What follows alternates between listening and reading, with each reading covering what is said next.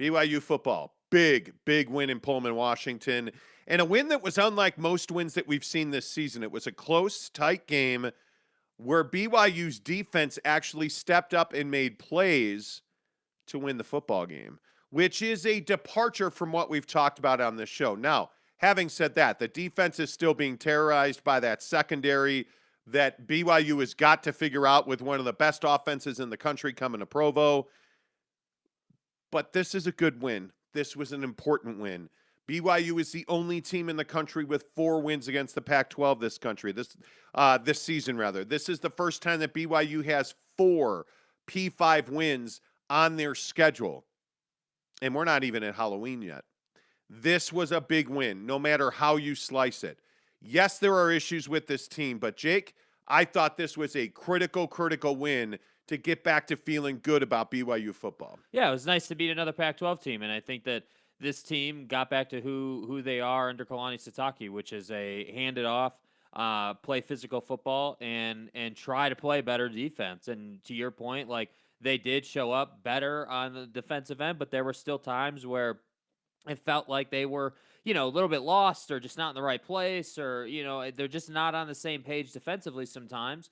And so they pay the price for that a little bit. If you look at their defense and you're like, all right, if we played a pretty disciplined game, if we had played a disciplined game, maybe this game wouldn't have been as close. Maybe we would have won it by 7 or maybe even 10 points if we had played just better overall defense. But at the end of the day, you got this win, and what I really liked about it is you got back to your roots, which is handing the football off to Tyler Algier and letting him work and letting him punish the Washington State defense. And that really, to me, is what happened. I look at Jaren Hall and I say, you had a pretty mediocre week. You had an average week. Nothing special, nothing to write home about. You did your job. You got in there. You got out, And so with Virginia coming, I think, it's going to take more than I think Jaren had like 143 yards or something like that, QBR of like 65.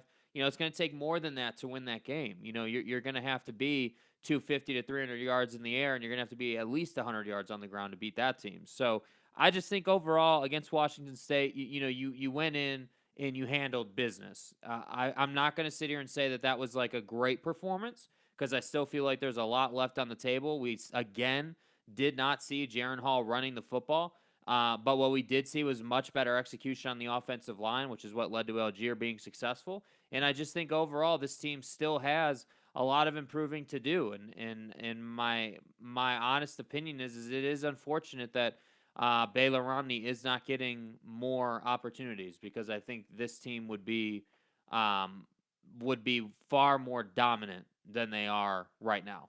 And I think it's a very valid talking point. I think Jaren obviously ran the ball a little more than he had been in the previous weeks, but I actually agree with you. I think that, and I've said this for weeks, I think Baylor Romney is the better option for this team because as long as Jaren Hall is your starting quarterback and not running as he had been, this is a plodding, methodical offense, and that's not going to win you games against teams like Virginia because Virginia is going to come into Provo and they're going to put up 4 touchdowns. That's going to be the minimum bar because that's one of the best offenses in the country. The question is, can BYU hang with that Virginia offense? And we'll talk about that as the week goes on. But I think you saw what you needed to see from Jaren Hall in that the critical mistakes didn't happen this week. The conservative play calling, the frustrating play calling, I think with Jaren Hall in the game, that is what it is, and I don't think that's going to change anytime soon.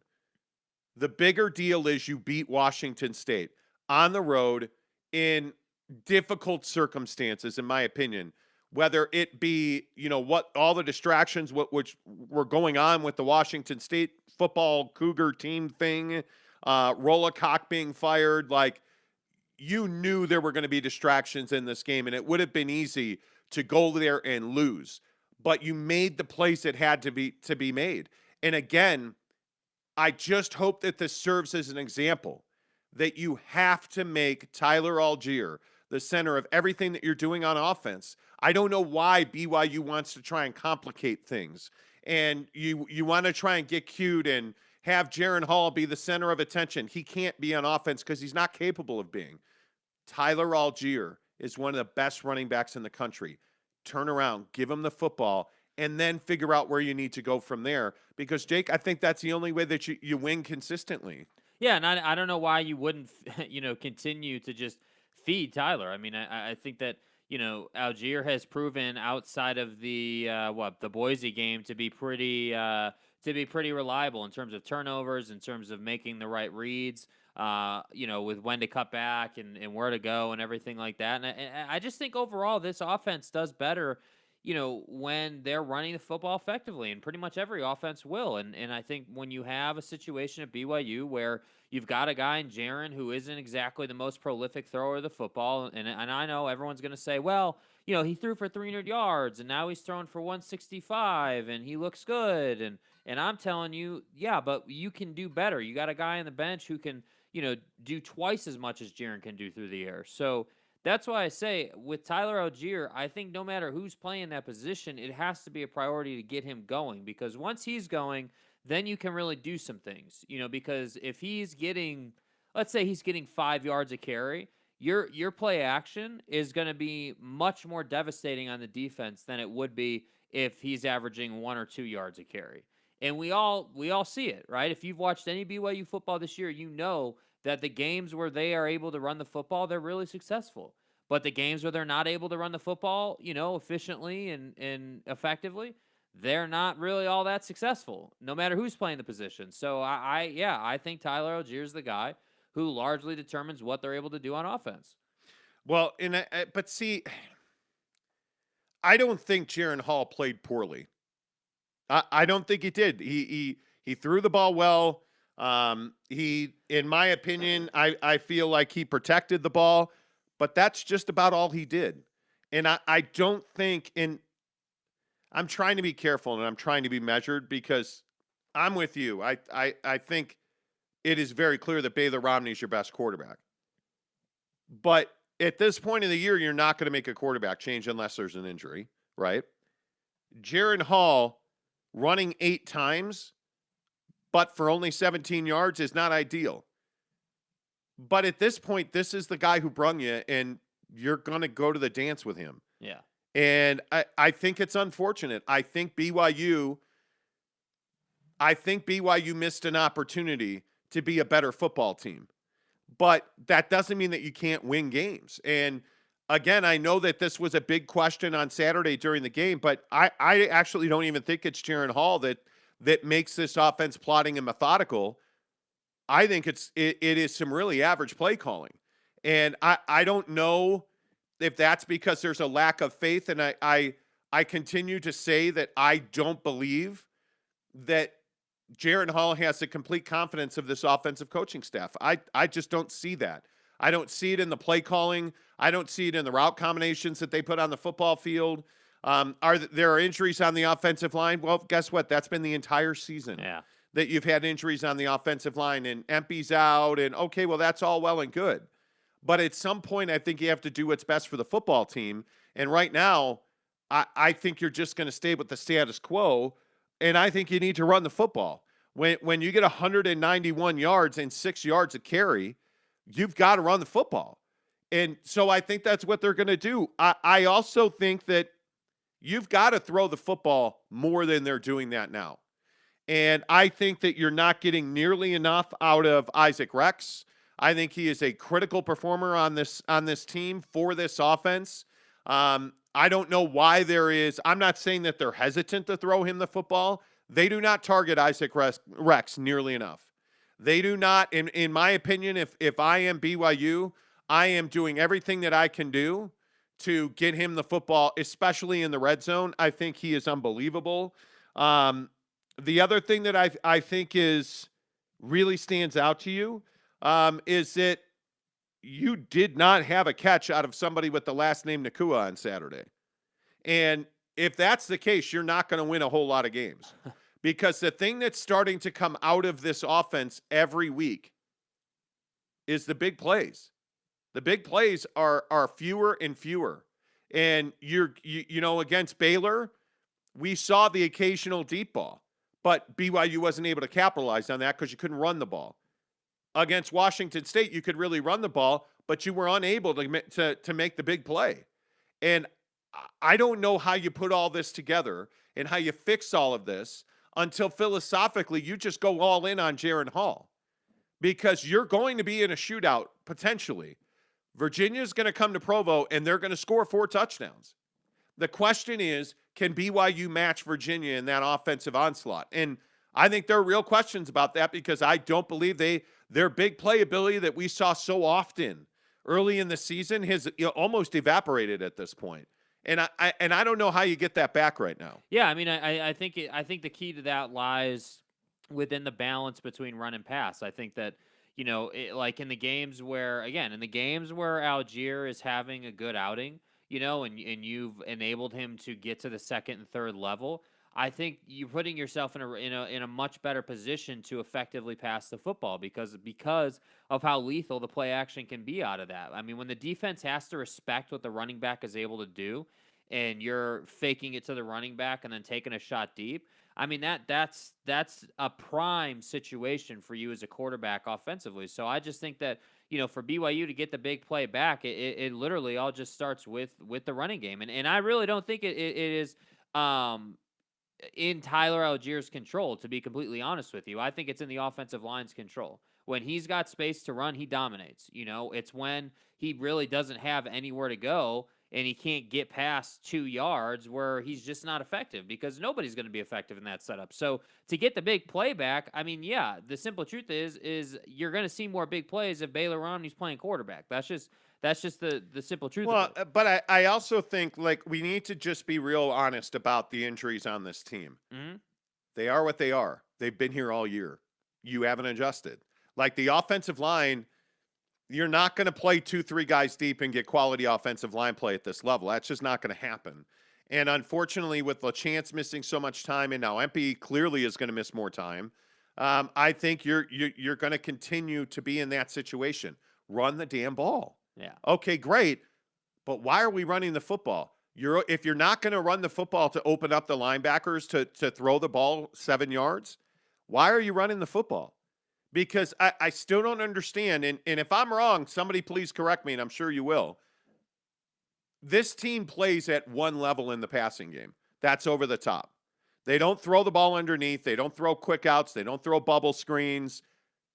And I, for the life of me, don't understand it, because you have the talent to do that, right? I mean, you have guys, and it's why I like seeing Nakua running the ball a little bit, or being used in different sets. But again, this is why I ask where Isaac Rex is. This is why I ask where is, and we see it with Utah. If you had a package of plays like they have for Britton Covey, for Isaac Rex, for the Nakuas, for any of the 8,000 wide receivers that you have, your offense would be better for that. But BYU just does not call those quick outs. BYU does not call slants inside underneath the linebacker. They don't. And I don't know why, because you're more than talented enough to do that. I wish BYU would throw the football to the running back far more than they do. Yeah. Because if you're going to do that, it's going to take a body or two to cover that running back. I don't think you throw the ball to the back nearly enough. I don't. I look at the numbers in this game.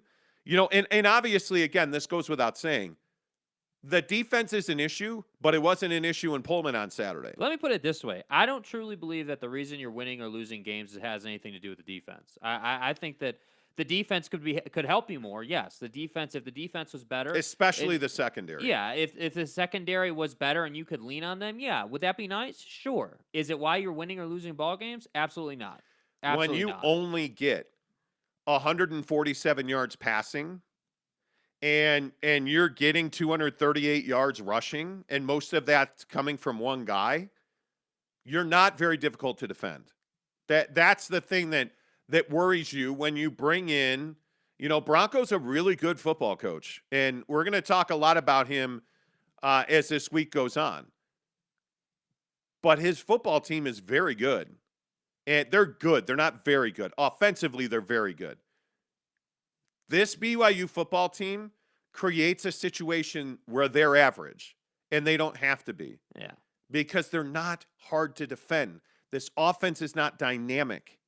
and it's frustrating to watch snap in and snap out, and you just know that you're going to get some kind of play that you're hoping for a good result on.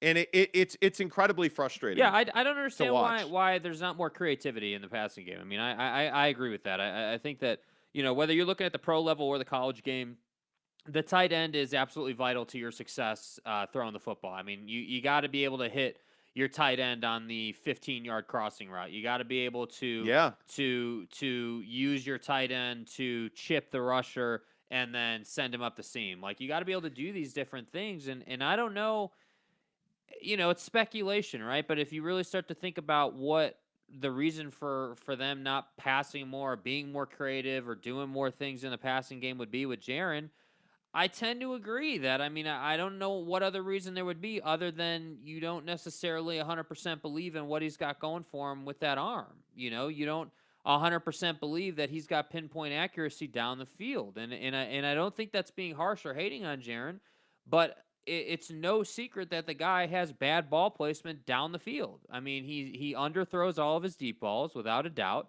I think that he has missed several passes that required some touch, like by the sideline or over the middle. They're either behind or too far in front or too high. The ball placement just isn't where it needs to be. So can he play? Can he play football at a high enough level for them to win games? Absolutely, 100%, no doubt about it. But how much are you losing by having him playing for you? Because the other thing that, again, that gets brought up all the time on the show that we haven't even talked about today is Jaron running the football. I mean, he's not doing that, and that takes away from his game. He needs that part of his game to be a problem for the defense, to open up the passing game, to make his life easier in the passing game. Because right now, what's happening is, hey, we're either gonna turn around and hand it off to Tyler, or we're gonna try and pass through the secondary that knows we're passing. That's the problem. When a defense knows what you're going to do, you become incredibly easy to defend. So I just don't think it's rocket science on how to keep a defense honest. Run the football, complete the passes at a high percentage, even if they are 5 to 7 yard routes, and push the ball down the field when you get the opportunity. I don't know why that's so hard, but apparently it is. Yeah, and I again will just say there is a real lack of explosive plays from this offense right now, and it's frustrating because you've seen their ability to throw the ball up top with success, and I'd like to see that. I just don't understand. I don't understand why there's so little production underneath. I really it continues to baffle me as to why they are, but we'll see. I mean, I'm telling you right now, Virginia is going to be a handful offensively, and this secondary is going to have to really take a big step forward. With again, and the injuries are what they are. I mean, Yeah. you've been injured on the defensive line all year long, but I think Mahe showed he is capable of making an impact up front. Like, I mean, the linebackers, like, I think you feel very good about some of the things you saw Saturday against Washington State. Let's see what let's see what we got in the comments section. Tanner Plummer says, "Morning, boys. Good win for BYU." Gabe Ledley, what's up? Good to see you. Casey Finlandson says, "This BYU team is injured beyond what I knew. They are playing a lot of depth players across the O-line, D-line, and secondary." That's college football. Football Yeah. hurts. Everybody, it's October 25th. Everybody's injured. So I think that this is your job as a football coach, especially in college. You got to be three deep. Your three deep has to be pushing. Your third guy has to be pushing the ones for reps. Yes. And BYU doesn't have that in the secondary very clearly. Their secondary is terrifyingly average. The corners especially. I think we saw Saturday that you can get some good safety play, but it is scary in my mind. When you look at these corners, and if Malik Moore doesn't make that interception, Washington State's scoring. Having a different conversation. Yeah, it is. Yeah, it's scary to me. It is. Tanner says, "For the love of all things holy, can BYU please stop rushing three?" Well, I think you have to find a way to cover. And it's been rushing three is almost a necessary evil because you have issues at the corner spot. So how do you compensate for that? Especially when you have injuries at the linebacker and on the defensive line, you got to flood the zone. You have to take away space for big plays to happen. And again, BYU has been the entire season. They have been a bend don't break defense. Yeah. And flooding the zone is more bend don't break. And I actually don't disagree with it because it frustrates quarterbacks. I can tell you that much. The blind swordsman says, "Morning, boys. Algier is a beast. Go Zubies." Tyler Algier is one of the best backs in the country. The problem is he doesn't have a lot of room to run. It's a good thing he's so good after first contact. He's a punishing back. He really is. What's up? Chris Carnes says, "Morning, boys. How about them Bears? Bear down." Yeah. No, we'll talk NFL in a minute. Eric C says, "Morning, fellow Colt members. San Diego State with another quality win." Anyway, Tanner Plummer says, "Hey, Eric C, look, BYU is ranked top 25. Just saying. They're okay, Tanner, Eric C says. They are just okay right now. Josh Alpaw, "We lose to Virginia 14-17 by 14 to 17 points, just not physical enough." Well, and there is some conversation to be had in that. Yeah, bro, it's Monday. Relax. Let's not get on the BYU's going to get their ass kicked at Lavelle by Virginia train quite yet. No, by Bronco. Whatever, dude. It's not Virginia, it's Bronco. CJ, good morning to you. He says, "I get your point, but those Nakua runs show how quick he is. I don't mind some of that for a change of pace in the run game." Yeah, but you've got to. It can't be the only thing. Yeah, Jaren's only value is explosive plays. That's his only value. Because the guy, I was looking at some numbers earlier today, and I won't be able to find it, but I was looking at some numbers earlier today, and I mean, it is painfully obvious that Jaren Hall's highest effective use is down the field. I mean, he is not somebody that you're going to get a whole lot of yardage from underneath. I mean, he is a guy who has to throw the ball to the left side of the formation and down the field. That's where he's effective. I don't look at Jaren Hall as a guy that is. I don't look at him as a balanced passer. I don't mean to be redundant. I just don't understand the lack of. I don't understand the lack of underneath production. Like I would really like to see really more 10 plus. Yeah. Just give me more 10 plus yard plays. Well, and when they're pushing the ball down the field, good things happen. And that's the thing that I just don't quite understand. Like, again, get early in games, establish Algier, come out, make it a priority to create holes for him and get him running for first downs early in games. And then run play action off of that of whatever variety, and you're going to find yourself in a good position. I mean, that's been a concept since the beginning of football. Yeah, and I think the one thing that we're really missing in this offense is the big run after the catch play. Right. Like if you... But why, though? Why is it missing? And this is something we've talked about a lot. Because there's no room to run after the catch. Oh, I disagree with that. I think Jaren's missed several throws where his guys could have easily that's very true. Run after the catch and run into the end zone. I mean, yeah, but he's also not a guy that's going to lay a ball out in front of a receiver deep down the field. But see, that's my point. How are we okay with saying, well, he's just not that guy? How's that even possible as a quarterback? Because right now, he's not going to get better as a deep ball thrower this season. Oh, I agree with that. I mean, he is who he is. He can't get better. We're in late October. Yeah. This kid is who he is until he gets back to working with John Beck and he has another summer and off season of development. That's what Jaren Hall needs. Jaren Hall is he's a par below par quarterback. I mean, he's not.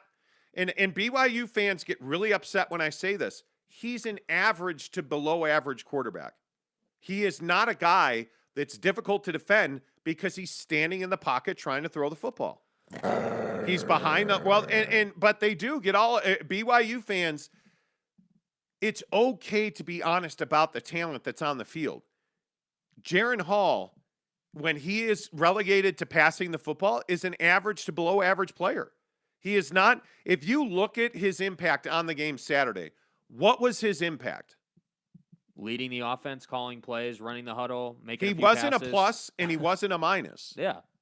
He just was the guy that was handing the ball off to Algier. Maybe the better way to say it is he wasn't an impact player during the game. I mean, he wasn't somebody that decided the game for you or was like a clear like difference maker on the field. And I don't know. I guess I'm sitting here looking at the season and saying, okay, your losses, you should not have lost those games. I look at these games and I say, my God, you were 3 touchdowns light against Baylor, and you should have had all those touchdowns if the ball placement was correct, but it wasn't, right? And then and the missed opportunities, the turnovers against Boise. That's what I'm saying. So, like, this team, at the end of the day, should be like 7-8-0 right now. That's where they should be. But the Boise game, I'm not putting on Jaron. There were mistakes made by everybody in that game. Yes. BYU was not prepared to win that football game. But the Baylor game, I do put on Jaron a little bit because there were like 3-4 opportunities where he completes the pass, but the receiver literally has to stop and come back to the football. And look, there's a reason that this team is almost unbeatable. I think they're undefeated in the Kalani era when they score on their first drive. And why is that? Well, because they're terrible coming from behind. And Jaron Hall's not a guy that his best, highest use is not trying to lead a team on a comeback. They are really good when they play with the lead. And why is that? Because they can run the football and they can burn clock and they can chew up, 6-7 yards a carry for Tyler Algier. And that sets you up to hit a big play. That's who Jaron Hall is. Jaron Hall isn't the guy that's going to stand in the quarterback or stand in the pocket and deliver the football in crunch time. Yeah, and by the way, you're going to trail against Virginia. So we're going to figure out how this offense adjusts to that. But, it's a good win. It's a good win. Again, BYU's the only team in the country with 4 wins over the Pac-12, and I don't care how bad the Pac-12 is. You got 4 wins in that conference. I'll take it. That's they're 25th in the country. I'll take it. It's October 25th. I'll absolutely all day take that. Zach Thornton, good morning too. He says, actually, Big Brother Nakua and I believe had 2 catches. Let's see. I will look at the El numerals. The box. Sampson had 1 catch, 7 yards. Neat. Yeah, he had 1 catch for 7 yards. So Neil Pau had 6. Isaac Rex had 3. Dallin Holker had 1. Nakua, Katoa, Algier, Mason Waco, and that's right, Jaron Hall had 1. 147 yards passing is not going to win football games. Yeah. You better understand that. And when you only get 1 sack, that's not probably going to, and look, Anisa Mahe is a really important player. And when Mahe's healthy, and we've talked about this before as well, when you are, this team's relying on linebackers to win games defensively. I mean, there's no question that guys like Ben Bywater, Morgan Piper, is a huge player for this team. I think Morgan Piper remains really important. Peyton Wilger, Max Tooley, those guys all have to play at a very high level for BYU to be successful on defense. Mm-hmm. Because I think you are asking a lot. Out of Tyler Batty. I think you're asking a lot out of Anisa Mahe. I think you're asking a lot out of that defensive line that we see so often playing in rotation and playing 3 down. But that's what this defense is. It's October 25th. You're not going to change it. You're not going to change it on October 25th. Tanner says, LOL, hey, fellow Colt members, when are we going to go South America and establish Monty Town? No, we're not. Zachary, Monty Town. Yeah, no. Zachary Thornton says, a little exaggerated on the over-the-top thing, but yes, you have a point. It's not. How is it? Help me understand. How is it exaggerated? Like how? Where is the Jaron Hall hit his guy in stride, ran it into the end zone throw this year? Where is that throw? Because I haven't seen one. That's why I say it's not exaggerated. What are the moments in Jaron Hall that you remember? Well, you remember the run against Utah. The run against Baylor. You remember the run against Arizona State. You remember the run against Baylor. And that's it. he's not a gifted thrower of the football. He is not a guy. He's not artful at the back shoulder throw. He's not the guy who will lay the ball out in front of his receivers to go run underneath it. That's not who he is. He's a fly ball thrower. He's throwing the ball up in the air and hoping that Kainakua makes a play. Like that's. I said Kainakua.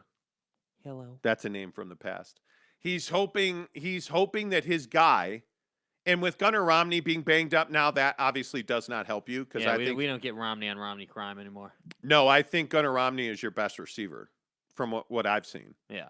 Like I think Puka Nacua is a really good receiver as well, but I think Puka is that guy that you want to catch. See, like to me, Gunnar Romney and Puka Nacua are the burners. I think Samson Nacua is much more of a possession receiver, a guy that'll make a tough catch, get banged, hang on to the football. And I think Isaac Rex is a guy that's underutilized. And I also think that Tyler Algier is a guy that's got to, in play action, when you go play action, he needs to catch the ball 3 yards beyond the line of scrimmage and run after the catch. Like, to me, that's a play where, hey, Tyler Algier, play action, hand it off to, or fake the handoff, let him run through the A gap, or let him run around the edge, turn around and catch the football in space. Like that play to me is not even in their playbook. I can't believe it's even in their playbook. Because what you're seeing is, oh, well, we're going to motion, Algier out to the right, and then we'll throw it to him in the flat, and he's going to fight through 17 guys. Yeah. I think the opposition coaching staff is trying to make tackles as well. Like, that's what he's up against. And that's not an effective way to make a living in the short passing game. So, I don't know. They're just not effective. Anyway. Yeah. If this team's not over the top explosive, they're not going to win games. It's going to be a fight. Dax Johnson says, morning boys, Algier running for 192 and a W. Who would have thought? Tackling was bad, but a W is a W. That's right. Let's just move on. You got to win. Yes. A win's a win. Yes. Gabe Rasmussen says, what's up, dudettes? What's going on, Gabe? Good to see you. Cam Harrison says, BYU 4-0 in the Pac-12. Good morning. Yes, indeed it is. Virginia's quarterback is a beast. He is, and we'll talk about that coming up this week because Bronco's coming with a handful of death for you. I mean, he is somebody that,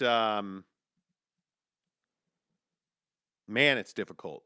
Don't you know who Virginia? I am? Yeah, well, Virginia's very good. Virginia is very good. You want to talk about a quarterback? Brennan Armstrong, 3,220 yards, 23 scores, 6 interceptions. It's my quarterback. Homeboy can throw the football. And again, this is why I say, and when we talk about Jaron Hall and you see guys like Jaden DeLora, I look at Jaron Hall and you're like, well, he missed some games and he's been injured. Want more. 1,348 yards passing, 9 touchdowns, 3 picks. It is what it is. Jaron Hall is Jaron is Jaron. Jaron's a quarterback. But if anyway. It's not the best situation, and we all know that. Just saying. It is what it is, man. It is what it is. Spencer Morgan says play action is also more devastating when it's a quarterback who can throw. That's a very good point. Yeah. Kalani is showing his inner Whittingham in the QB decisions and play calling. Poor Samson Nacua. This is just deja vu for him. It really is. It really is. I mean, I understand why he transferred. He wanted to play with his brother, and Yeah. But this is I mean, but then again, who's the offensive coordinator at BYU? Oh, yeah, that's right.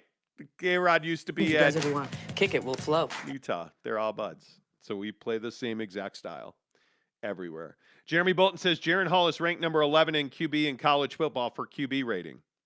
Cool. Okay, so wait.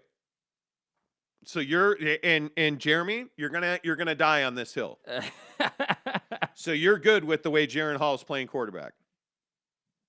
You're fine with the plodding, methodical, turn around and hand it off, and then throw it 50 yards down the field and hope for the best. Because that's what this offense is.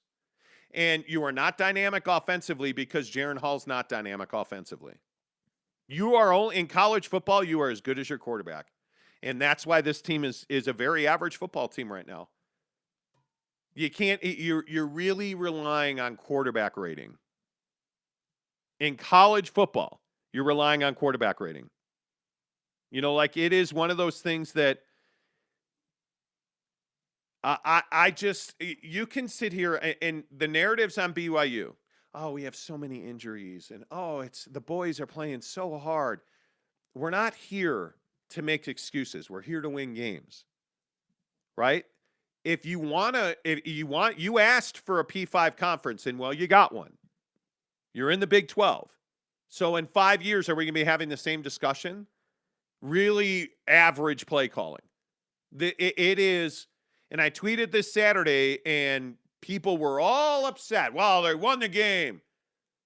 You won the game. I agree with that.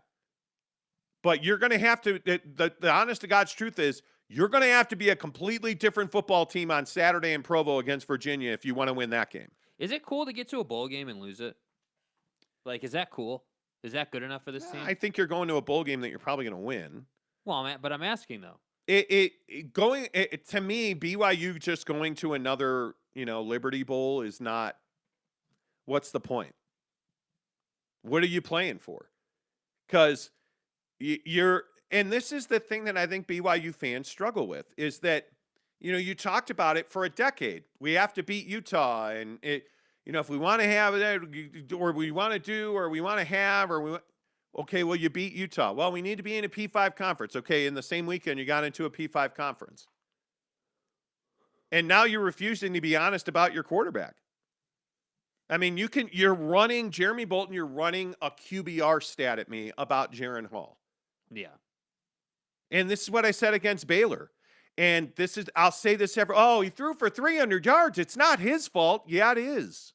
You lost to Baylor because you had no ability to come from behind and win. You were never in danger of winning that game. Yeah. If this team trails, just fucking pack the bus.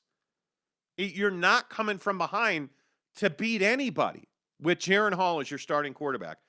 And again, I'm free to admit, I am the guy who believed that Jacob Conover should have started.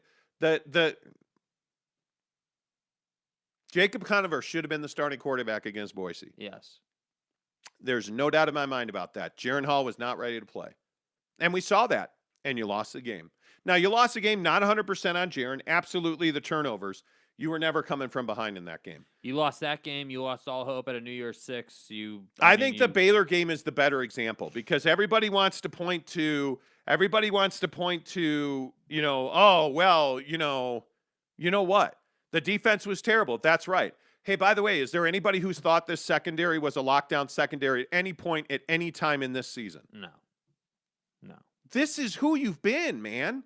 This is who you are, right? I agree. For me, there are no secrets in football. You can't hide guys in football. I just think that the BYU fan base, with all due respect, wants to be really nice. They want to be accepting. They want to be like, oh, well, Jaren threw for 300 yards and everything's great. I mean, he 342 and his QBR was 94 against Baylor. It's not his fault. The stats say he had a nice game, but the problem is we're not just asking Jaren to have nice games statistically. What we're asking is for him to be a difference maker, for him to cause chaos so that defense can't just sit on Tyler Algier and say, oh, well, even though you're doing a little play, RPO here, we know that Jaren's not going to run. Yeah. That's the only reason that huge run happened, because Jaren finally decided to take it from the back and run. And by the way, that was a 65 or 56, whatever that run was. He finished that game with 25 yards against Baylor? And that's what I'm saying. I'm not trying to be like Danny Downer. I'm really not trying to be that. When he ran for 56 yards and a touchdown, that was a real moment in the game. I mean, I thought? You know what I thought when he did that? I thought, okay, he's running away from their secondary guys, right? There was 3 guys chasing him, and he's running away. So it's not health as to why he's not running. He can run. It's a choice at this point. If you had rib issues, even lingering rib issues in the Baylor game, you would not have outrun those guys the way he did. So he's healthy. It is one of two things. It is Roderick saying, I'm not putting you in harm's way anymore, or it's Jaren just simply refusing to run the football. And for the life of me, I don't get it, because early in the year when they played Arizona, the run play option was lethal. I mean, you torched them. How many times in that game? But it's Utah and Arizona State.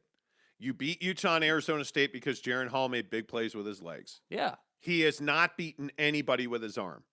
Show me the game where Jaren Hall threw the football and he propelled BYU to a win throwing the football. Yeah. I don't know how we got into this Jaren Hall thing, but anyway. Well, let's talk about it. No, I don't want to talk about it. I don't want to talk about it. I don't. CJ says, what are we playing for? Any other year, it would be to get into a P5. Now it's to get recruits to come to our Big 12 entrance. Plenty to play for. Beating in-state teams helps a lot. Well, you're already recruiting at a very high level. I mean, like again, I don't understand why we just can't be honest about where BYU is. BYU's a mediocre football team. Why can we not be honest about that? They're not playing good football right now. They are not the same team that beat Arizona, Utah, Arizona State. They're not the same team. They aren't. Why, what is taboo about saying that? The moment that Arizona State fractured Jaren Hall's ribs, this became a different football team. Yeah. The moment, furthermore, that Baylor Romney hit his head on the turf in Logan, this became a different football team. The moment that you chose not to play Conover against Boise State and you played Jaren Hall, this became a different season. Why is that so hard to grasp? Like, you're not playing for recruits. You are, but that's not the main reason you're playing. Yeah. Okay, you're recruiting at you're winning the state of Utah running away with a freight train at this point. BYU is blowing the doors off of Utah in this state right now, recruiting-wise. Yeah. What are you playing for? You're playing for respect. You're playing to establish yourself in who you are. That's what you're playing for. We're listening to the FS1 pregame show 2 weeks ago, and they're talking about BYU versus, Big 12 teams, and you're playing for respect. That's what you're playing for. So when your play calling is boring and predictive, it's not good for the football team. And when your quarterback can't throw the football effectively, if you would just own up to the fact that Jaren Hall cannot throw you to a win, you'd be in a far better place. Yeah. But right now, wow, the drop machine works. But right now, Kalani and company are not willing to make a tough decision on Jaren Hall, and they were not willing to do that against Boise State. They weren't. So it is what it is. You are who you are. You just need to be honest about that. This is an average football team. I fear the final score on Saturday because Bronco, and again, I know we're going to talk about Bronco a lot this week. Bronco ain't coming to win a football game. I got news for you. Bronco's coming for a whole hell of a lot more than trying to win a football game. Because in case you haven't noticed, there's an axe being grind right now. There is a larger storyline. There is a larger issue at play with Bronco versus BYU. I will downsize your face with a shovel. He's not coming to win a football game. He's coming to prove a point. And good luck. If you're going to play the way you played in Pullman, in Waco, if you're going to play the way that you played against Boise State, you might as well just not show up. Spinal. Like, just have instead of a football game, just have an honor thy Bronco. Sell tickets, everybody cheers. Honor thy Bronco. Because you're going to play the way you played the last couple of weeks, this is not going to be a close football game. God bless. It's not. It just is not. Okay. Jeremy says, my point of the quarterback rating is he's playing effectively. No, he's not. Jaren Hall is an average-ass quarterback. He's not effective. He's not throwing the football well. He's not. Those 300-yard games are made with big throws down the field on the left sideline. Maybe middle of the field. He is a one-dimensional quarterback who can't throw a deep ball to his right. True. Cannot throw a deep ball to his right. He throws a deep ball left or middle. That's it. And his deep ball's not pretty. He is relying on Gunnar Romney or Puka Nacua to go up and make a play. It's that simple. He's not an effective quarterback. He is not. If he's not going to run, he's not an effective quarterback. Yeah. Period. If he's a guy that's just going to try and be a thrower, forget it. He's not that guy. He's not. It frustrates me so much that BYU fans will just not own who your football team is. It's really frustrating. At least Utah fans, at least like Clemson. I'll give Clemson fan a lot of credit this year. They're owning how bad they are, and they are bad. They are bad. They're owning that. BYU fan has this idea that they should be playing for a spot in the college football playoff right now. So get your facts straight. And you shouldn't be. Because you're not a good football team at this moment.